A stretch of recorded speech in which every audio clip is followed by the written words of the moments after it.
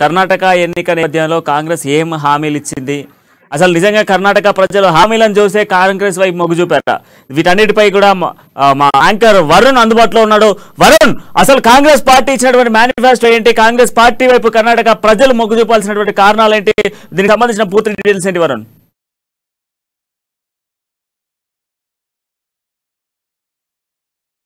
అంచనా అని వాళ్ళు వేసుకున్న అంచనాను బట్టి దాటిందని చెప్పవచ్చు. 113 సీట్లు వచ్చే మెజారిటీతో గెలుస్తారని చెప్పుకుని ఎక్కడైతే మన పోల్స్ కూడా చూసాం వాటన్నిటి 136 సీట్లు అనేది కాంగ్రెస్ సాధించింది. అయితే దీన్ని ప్రజలు ఎక్కువగా మోటివేట్ చేయడానికి, ప్రజలు ఎక్కువగా ఆకర్షించడానికి అయితే వాళ్ళ యొక్క మేనిఫెస్టో అనేది ఉంది. ఆ మేనిఫెస్టోలో ముఖ్యంగా 6 పాయింట్లు మాత్రం గమనించవచ్చు. 6 పాయింట్లు అనేవి కాంగ్రెస్ పార్టీకి విజయకేతం ఎదిగేయడానికి ఉపయోగపడిందని చెప్పవచ్చు. అయితే మొదటిగా గృహజ్యోతి పథకం కింద కుటుంబానికి 200 యూనిట్ల వరకు ఉచిత విద్యుత్ అనేది ఇస్తా అని హామీ ఇచ్చింది. విద్యుత్ అది 200 యూనిట్లు ప్రతి కుటుంబానికి ఇస్తా అని గృహజ్యోతి పథకం కింద పేరు కూడా చూసుకున్నట్టే గృహజ్యోతి. ఇలా ప్రజలు ఎక్కువ ఆకర్షించడానికి ఇలాంటి ఉపయోగపడ్డాయి అని చెప్పవచ్చు. నెక్స్ట్ వచ్చేసరికి రెండోది గృహలక్ష్మి పథకం ద్వారా ప్రతి కుటుంబంలోని ప్రతి మహిళ పెద్ద ఎవరైతే ఉంటారో మహిళలకి 2000 రూపాయల చొప్పున ప్రతి మహిళ పెద్దకి ఇస్తామని అన్నారు. సో ఇది కూడా ప్రజలు ఎక్కువగా మహిళలు ఎక్కువ ఆకర్షించింది అని చెప్పవచ్చు. ఇంకోటి మహిళలను ఆకర్షించడానికి ఉంది, అదేంటంటే మహిళలకు ఆర్టీసీ బస్సులు ఉచిత ప్రయాణం అంటూ కల్పించింది. మనం చూసుకున్నాము పక్క రాష్ట్రమైన తమిళనాడులో కూడా మహిళలను ఆకర్షించడానికి ప్రతి మహిళకు కూడా ఆర్టీసీ బస్ లో ఉచిత ప్రయాణం అని పెట్టారు తమిళనాడులో. ఇదే పాయింట్ కూడా వీళ్ళు కర్ణాటక వాళ్ళు కూడా తీసుకున్నాయి, ఇక్కడ పెట్టారు.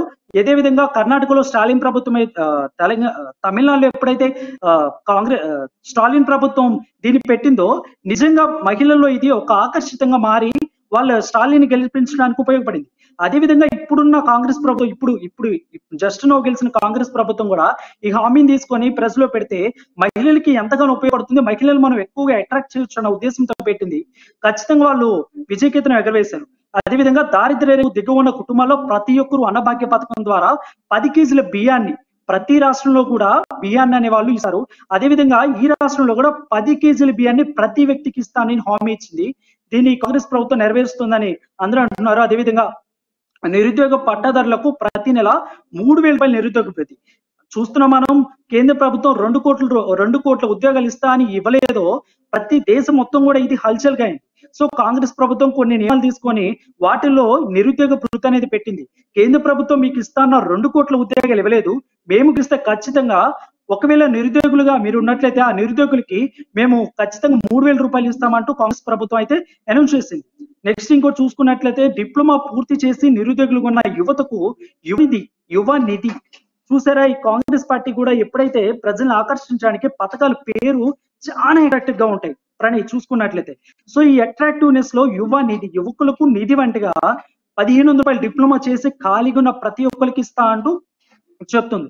సో ఈ ఏజ్ లిమిట్ కూడా ఇచ్చింది. 18 సంవత్సరాల నుంచి 25 సంవత్సరాలు ఉన్న ప్రతి ఒక్కరికి కూడా డిప్లొమా చేసి ఖాళీగా ఉన్న నిరుద్యోగులకు 1500 రూపాయలు ఇస్తామంటూ ఇస్తుంది. సో ఇట్లన్నీ ఈ 6 పాయింట్లు కూడా మనం చూసుకున్నట్లయితే ఇప్పుడు ప్రెసెంట్ అంచనాని దాటి వెళ్ళడానికి 136 సీట్లు కైవసం చేసుకోవడానికి కాంగ్రెస్ కి పథకాల పేర్లు, పథకాల వెనుక ఉన్న వాళ్ళ యొక్క బలమేంతో ప్రజలకు చేకూరింది అనుకోవచ్చు. ముఖ్యంగా మహిళలను అయితే ఖచ్చితంగా అట్రాక్ట్ చేసింది. మహిళలకు ఇచ్చిన ఆర్టీసీ బస్సు, అదేవిధంగా మహిళలకు ఇచ్చిన 2000 రూపాయలు, వాళ్ళకి ఇస్తున్న 2000 రూపాయలు అనేది కూడా ప్రజల్ని ఎంతగానో మహిళల్ని ఆకర్షించి మనం చూసుకున్నట్లయితే ఎక్కువగా కూడా ప్రతి కుటుంబంలో మహిళ అనే వాళ్ళు కీలకంగా ఉంటారు. ఈ మహిళల ద్వారానే ఏ పార్టీ గెలవాలన్నా కానీ చాలా అవకాశం ఉంటుంది. అదేవిధంగా ఇప్పుడున్న కర్ణాటకలో కాంగ్రెస్ పార్టీ గెలవడానికి కూడా ఈ పథకాలు అనేవి కీలకంగా మాని చెప్పుకోవచ్చు ప్రణయ్. ఒక్కసారి బీఆర్ఎస్ మిత్రుడు ఒక క్వశ్చన్ రైజ్ చేస్తున్నాడు. స్వామి, మీరు చెప్పిన పథకాలు ఏవైతే ఉన్నాయో అవి ఆమ్ ఆద్మీ పార్టీ ఢిల్లీలో మొదటిసారిగా మహిళలకు ఉచిత బస్సు సౌకర్యం అనే దాన్ని ఏర్పాటు చేసింది.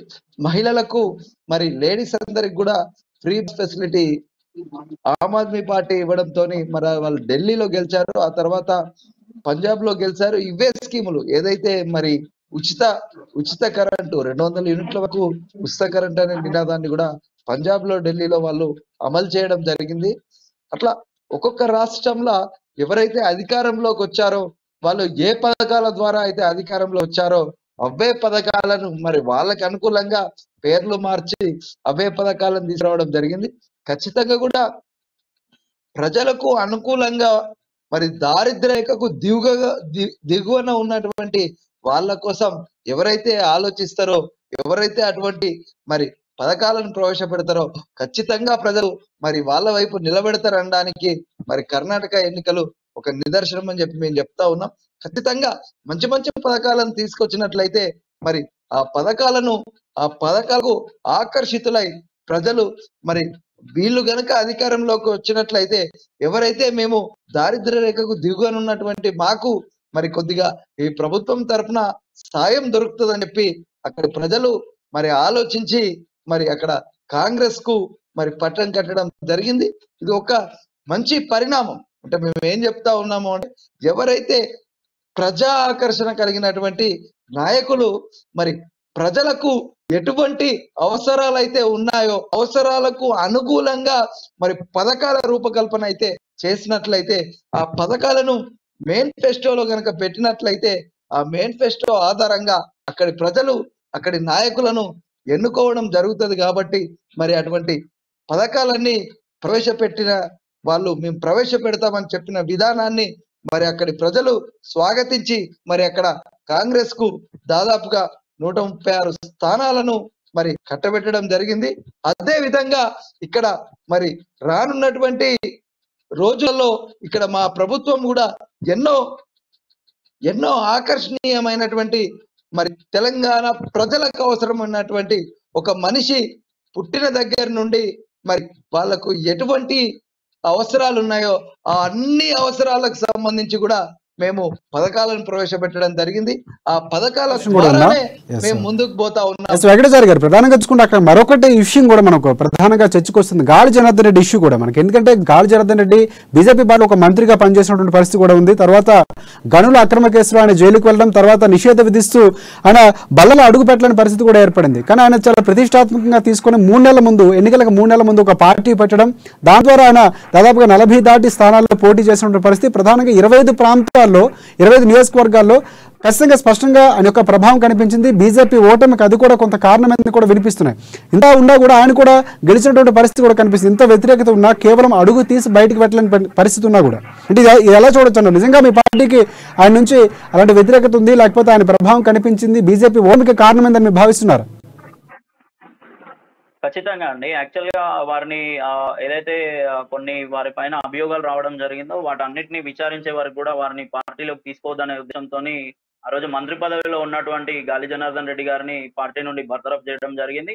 దానికి వారు కూడా రెస్పాండ్ అయ్యి వారు సపరేట్ పార్టీ పెట్టుకోవడం, ఈ రోజు వారు తీసుకెళ్ళినవి కూడా భారతీయ జనతా పార్టీ ఒకటే. వారితో పాటు అలాగే ఈ రోజు భారతీయ జనతా పార్టీ దాదాపు 60 నుంచి 80 మంది నేతలను పార్టీ నుండి సస్పెండ్ చేయడం జరిగింది. ఏవైతే వారి మీద అభియోగాలు రావడం జరిగిందో, కమిషన్ తీసుకున్నారనో లేకపోతే వేరే ఇతర కారణాల వల్ల అభియోగాలు రావడం జరిగిందో, దాని గురించి భారతీయ జనతా పార్టీ ఎమ్మెల్యే స్థానాలంగా ఓడిపోయినప్పటికీ పర్లేదు, కానీ అవినీతి అనేది మన పార్టీలో ఉండొద్దనే ఒక ఉద్దేశంతో వారిని బర్తరఫ్ చేయడం జరిగింది పార్టీ నుండి.